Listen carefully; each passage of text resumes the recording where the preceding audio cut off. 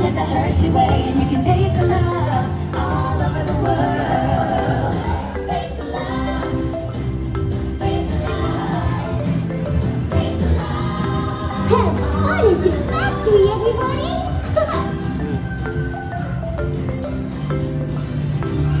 It's the best we make it at the heart.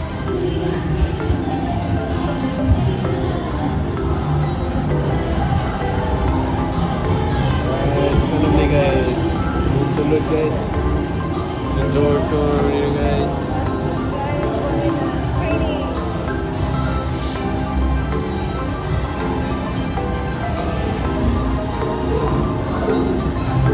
Bean blending. Try. Sample ini sample. Nasa factory.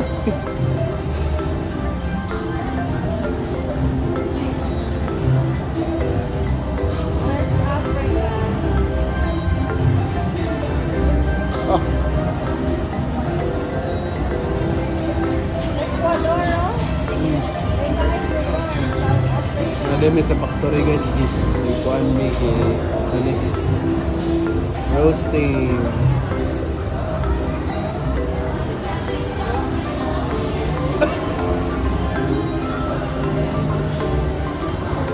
We pour the blended cocoa beans into large revolving roasters, which get extremely hot. Breaking. Toasty in here, isn't it? Next, we quickly cool the beans and feed them into our breaking chamber, which cracks open the shells at high speed. Inside each shell are tiny pieces called cocoa nibs. Hey, a good friend of mine is waiting up ahead to tell us more.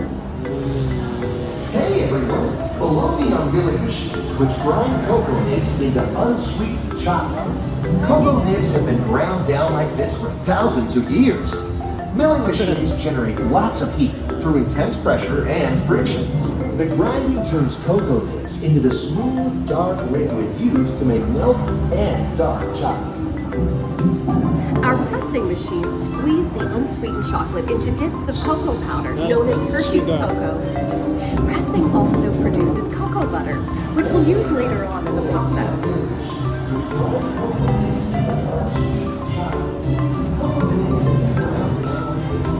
Every day, shining tanker trucks pick up milk from local farms and line up outside our factory for delivery.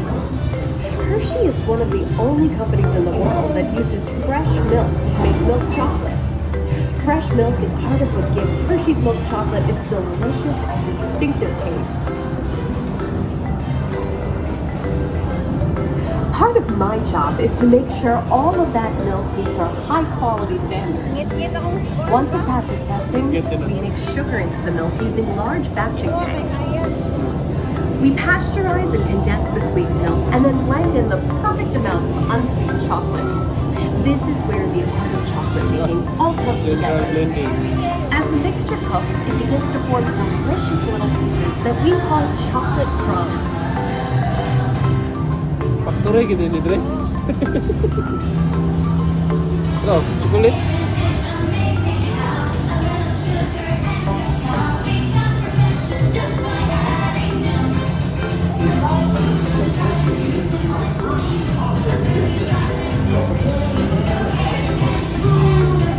Drying na drying.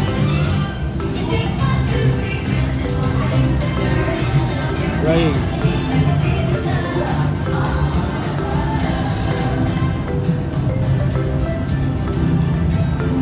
Refining. We dry the chocolate crumb into a coarse powder.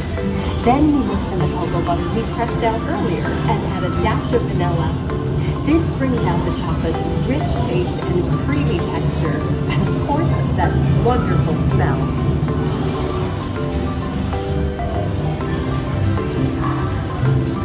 We feed the chocolate crumb through steel rollers that grind and refine the chocolate until it reaches a smooth, uniform consistency.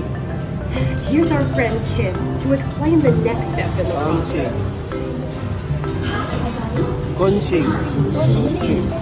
Oh, mga guys, machine. And transform refined crumb into milk chocolate. The conching process mixes and heats the chocolate, developing a rich flavor and color. Heavy rollers smooth out the refined crumb until reaches the silky liquid texture of milk chocolate. Molding. After conching, we temper the milk chocolate, heating and cooling it to just the right texture and consistency. During tempering, we can mix in other ingredients such as roasted California almonds. Next, we pour the milk chocolate into molds and send them on a bumpy conveyor ride. Then we send the molds through cooling tunnels that solidify the chocolate. Packaging. Ano? Wow. Wow. All of that fresh, delicious Hershey's chocolate goodness is finally ready to be packaged. Like Hershey's milk chocolate special dark bars. Hey, don't forget about Reese's peanut butter cups. My personal favorite. Everyone has a favorite. Mine are Hershey's Kisses Ah, chocolate. gawas no. Aw, thanks, Alex. That's so sweet. Kisses. Ah, kisses. Grabe. Factory ganun dito eh. Ah, live factory. It looks like our packages are ready to go. Ah, kisses. And I better get going too. It's been a privilege being your guide today. Remember that wherever you go, you're never far from a piece of Hershey's happiness. So be sure to share that goodness with the ones you love. Thank you, everyone. Bye. Shipping. Mana? Smile.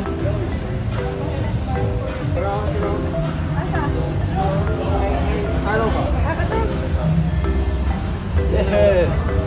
Hi, folks. Let's have everyone look right here for a picture. 3, 2, 1. Lahi.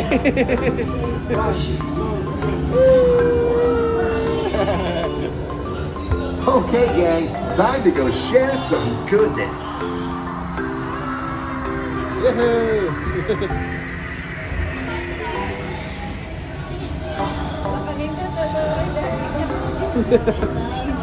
Amazing kayo.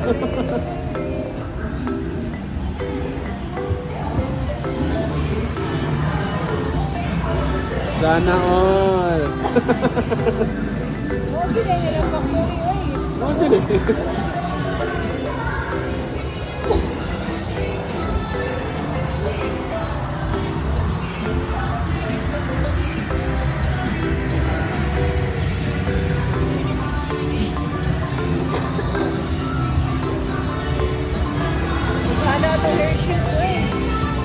Live dyan to.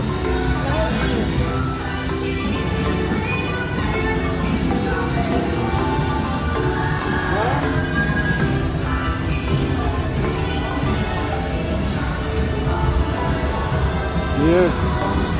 Petersburg, Orlando. Bro, stag. Well, now you know the hard work, pride, and joy that goes into making every piece of Hershey's goodness. Come visit us again soon. Please remain seated until the door opens and watch your step onto the moving platform. And enjoy the rest of your day here in Hershey's Chocolate World. So long, everyone. Thanks for coming. Bye-bye.